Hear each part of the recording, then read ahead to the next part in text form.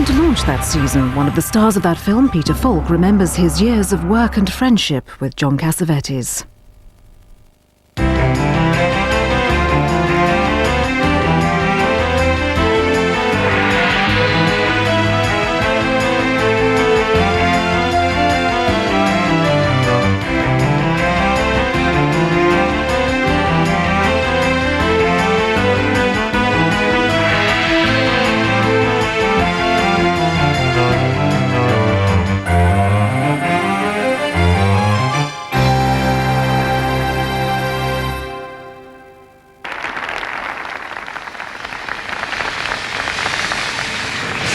Doesn't matter who you are, what personality you choose. Come on, baby. Come on, silly baby. boy. Choose a personality. Come on, get dressed. So let's go down there I'll and... give you a rundown after the show. Right. We'll do a great show. Watch out. On your back. We'll smile. We'll cry big, glistening tears that pour onto the stage, and we'll make their lives a little happier, huh? So they won't have to face themselves. They can pretend to be somebody else. Be happy. Be joyous. Come on, you, maestro. Come on, there's a showdown. Give me the downbeat.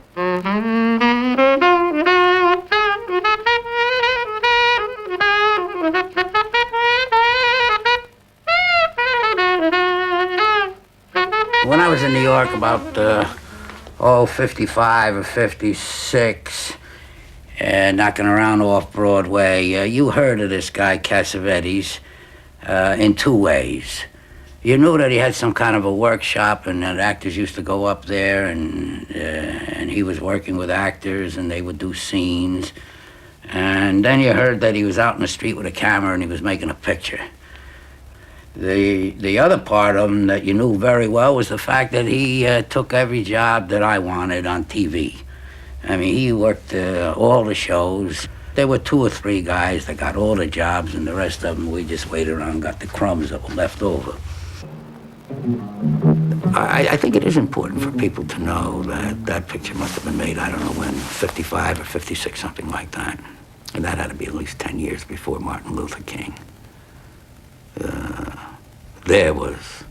It was absolutely unheard of in the United States at that time for anybody to make a film about a lovely relationship between a black and a white. And that Cassavetes, as a young man, 22, 25, whatever the hell he was, for his first film, would be that far ahead of the rest of the world to make a film about a black and a white is an indication that not only was it an original in terms of form, but in terms of content. Okay, baby.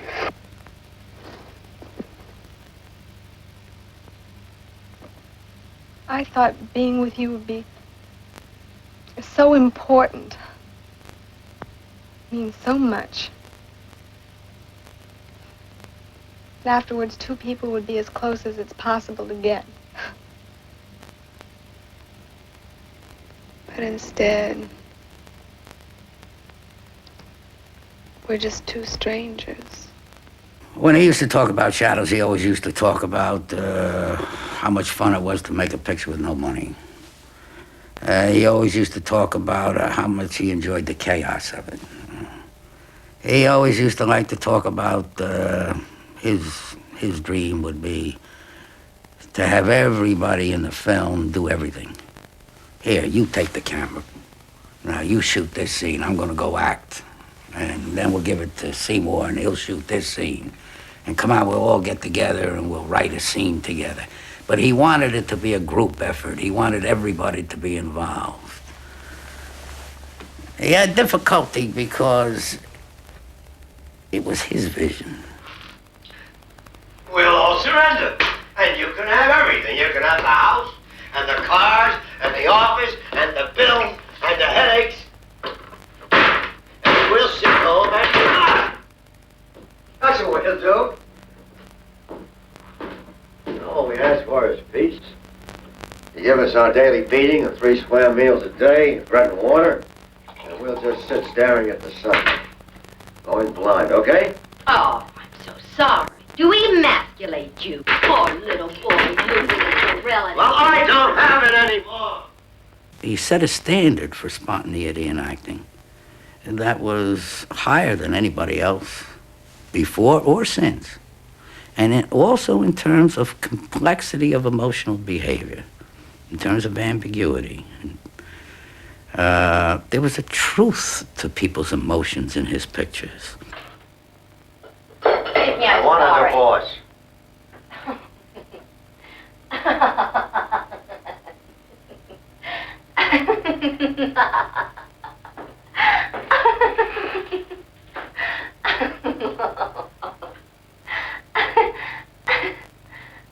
Did you hear what I said?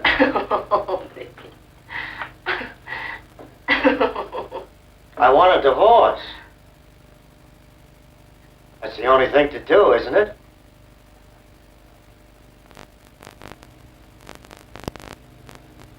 Well, why don't you laugh? You know, John was a paradox in the sense that he housed within himself every opposite. And he housed it in its extreme form.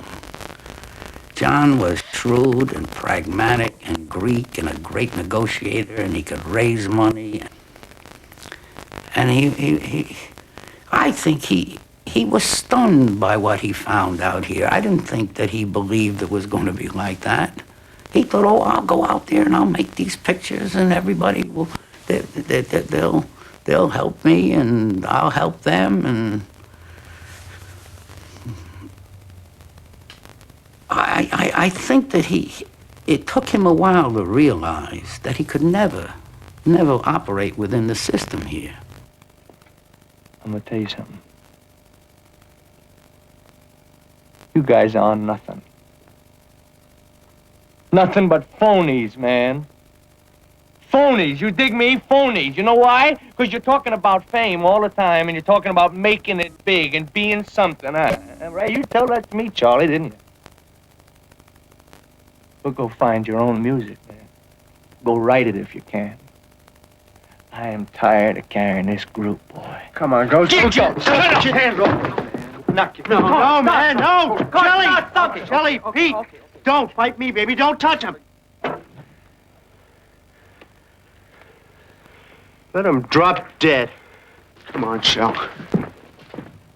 Elaine May had written a script called Mikey and Nicky. I thought it was a tremendous script. And Elaine and I thought that John would be wonderful to play in it. And I made a meeting with John. It was in the Paramount commissary. And I told him, Elaine wrote the script, and we would like you to be in it, and I'm here to ask you whether you'd be interested in it. He said, I'll do it.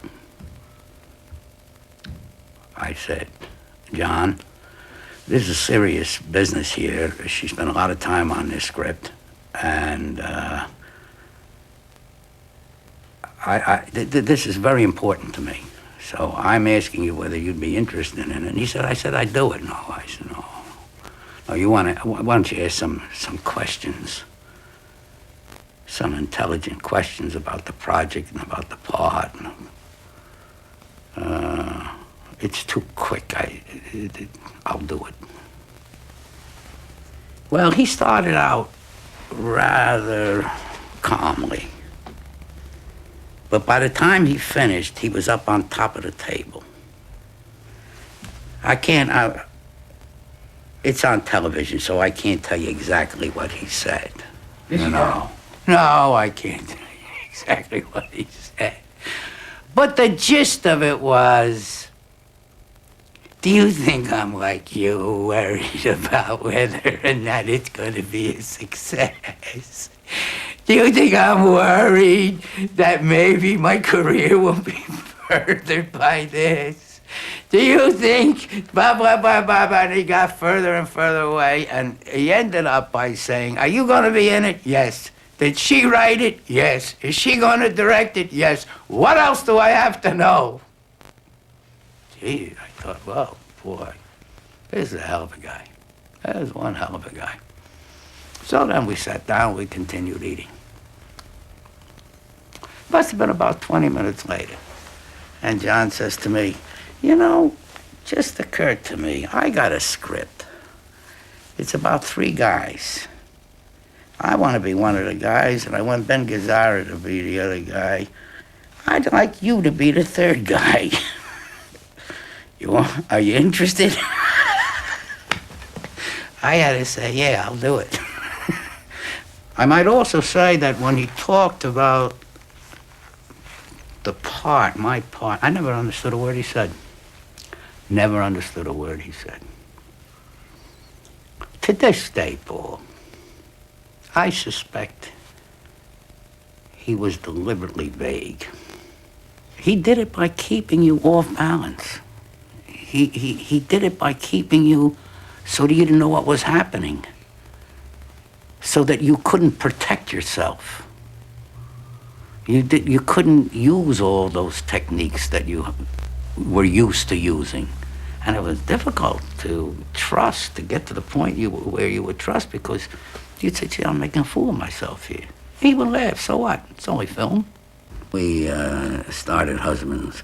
We were shooting about 2 weeks. And as I said before, Paul, I never knew what in the hell he was saying. I couldn't understand him. I didn't know what we were doing. And I remember we were in Central Park. Benny was in the front seat. John and I were in the back seat. And I just started. I tried to start out politely by saying, I will work with you again, John, as an actor. But never, never, never. And that was just the beginning. By the time I ended up and said, never again as a director, you could have heard me in Schenectady. And I remember what I heard was Benny laughing like a son of a bitch up in the front seat, because I was like a wild man. But that's how frustrated I was. And the truth of it is, after we got done with Husbands, if someone would ask me, why did I go and make Woman Under the Influence? I made it because by the time we were done with Husbands, it occurred to me that perhaps this guy, Cassavetes, was onto something, and I didn't know it. And I'm going to give it another shot. I'm going to go with him again. I love you! I love you. I'll lay down on a railroad track for you. If I made a mistake, which I did, I'm sorry. But so what? What's the difference? I love you. Now relax. Come back to me. Nick. Relax and come back to me. Nick. Get out of here. Kaya! You're not going with me. Take a lady, please. And you! You want to let him take me? Yes. But I'm gonna...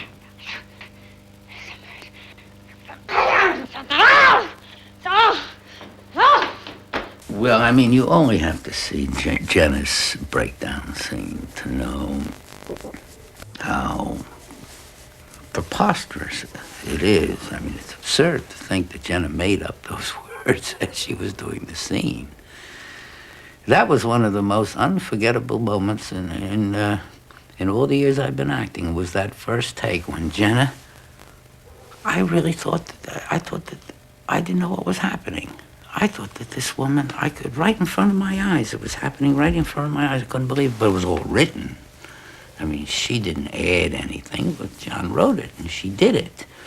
But it was a fantastic performance. It was riveting. And as the husband, I really didn't know which way to turn because I was angry at her. Mabel? Mabel, get off the couch. Hey. Get off the couch. Come on.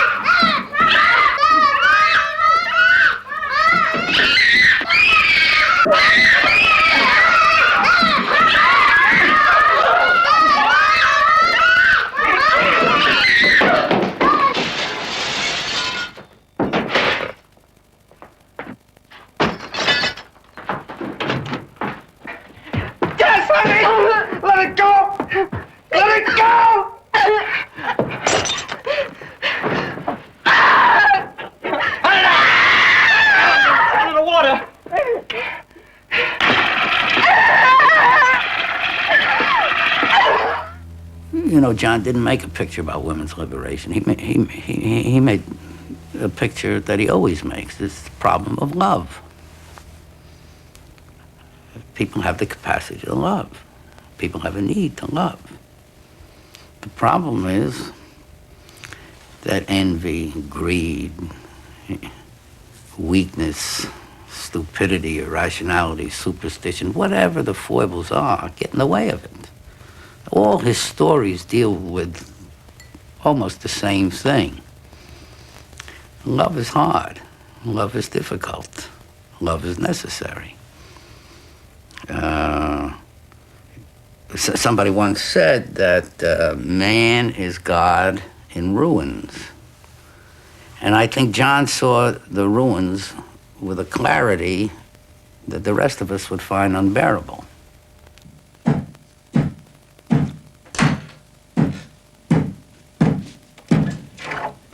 Hello, how are you? Fine, how are you? Fine, how are you? Fine. It's really you. Really is. The big star pays the little actor a visit. You know what I was thinking about? I was thinking about my life. I was thinking about the opening. I want to get some sleep. Do you love me? I'm going to close this door. What am I asking? What am I asking? Come on, take a chance. Listen, look, let's take this play. Let's dump it upside down and see if we can't find something human in it. I mean, there has to be more when two people have cared for each other for a long time. Besides, agony. Are you with me? I'm not bitter at you.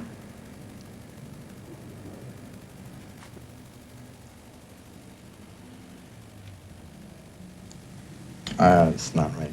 You know. You It's are. because I know you. I know you very well. I know what you want me to do. You want me to make an ass of myself on that stage.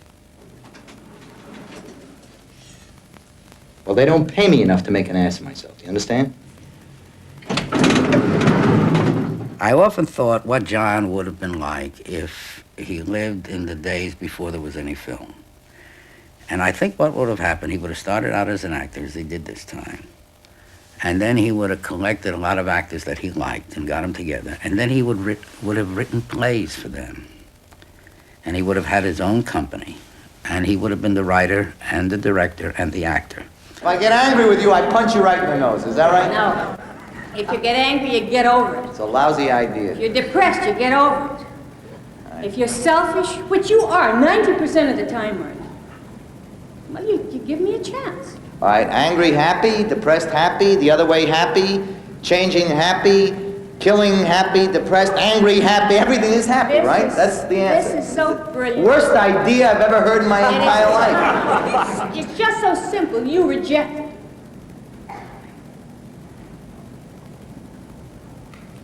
I'm getting older. What do we do about that?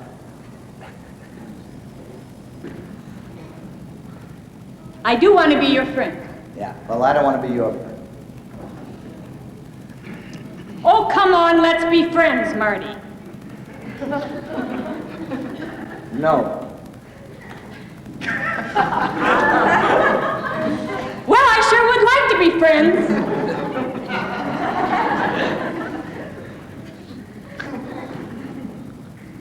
Whatever.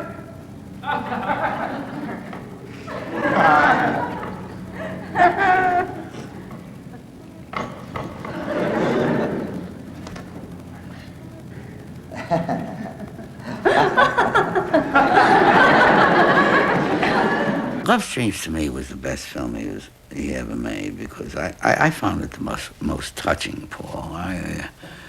And I found Jenna's character and John's character infinitely touching. The scene at the end where you see John in this room, in this very room, he must have been standing right here.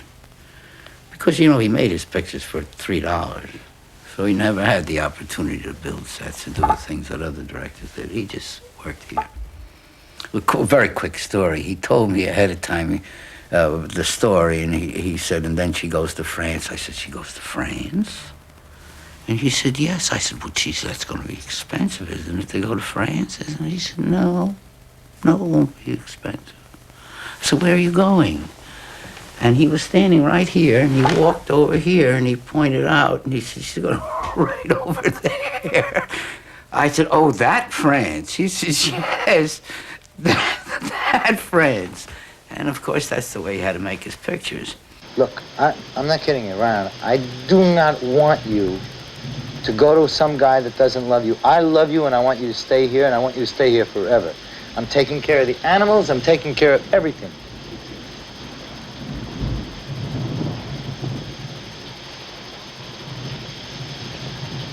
I want to get a plane tonight. No. Hey, listen. No. I have to.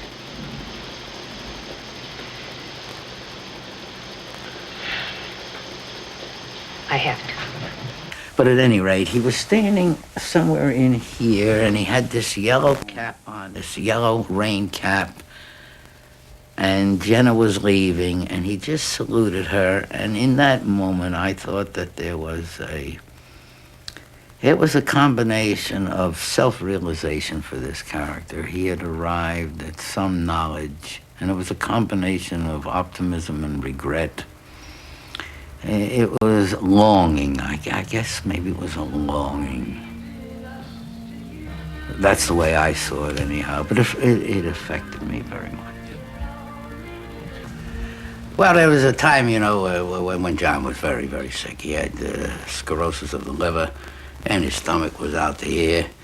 And I remember an afternoon when a mutual friend of ours died. This is an old timer, Mike Lally. He was a union guy, and we both liked him a lot. So we went to pay our respects. It was in the afternoon. It was over in Hollywood, and we walked in. Nobody else was there. And as we were walking toward Mike, who was laying in the box, John said to me, quietly, he says, listen, if Mike reaches up and grabs me, you pull the other way.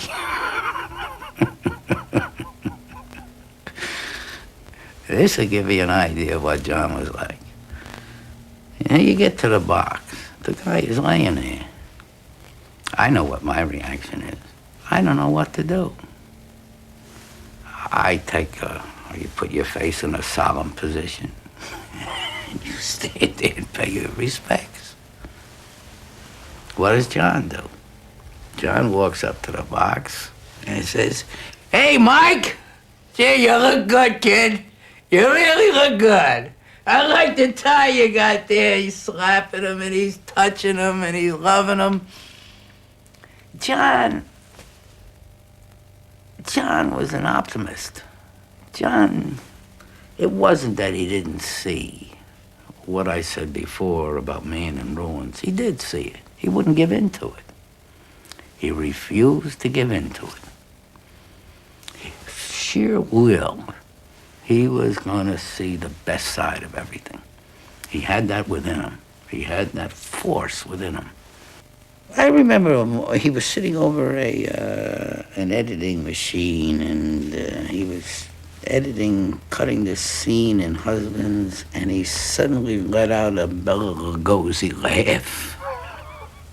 It was a laugh of devilish triumph, because he finally figured out how he was going to make it work.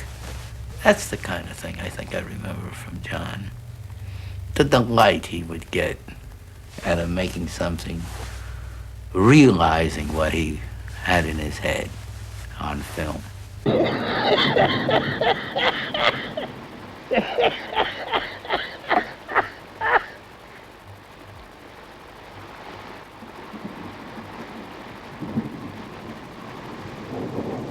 Who the fuck are you?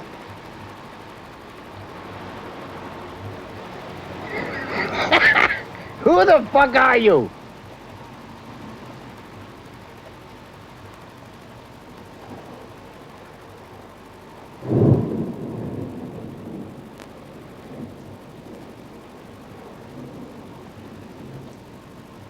John once said, I would rather work in a sewer than make a picture I didn't like.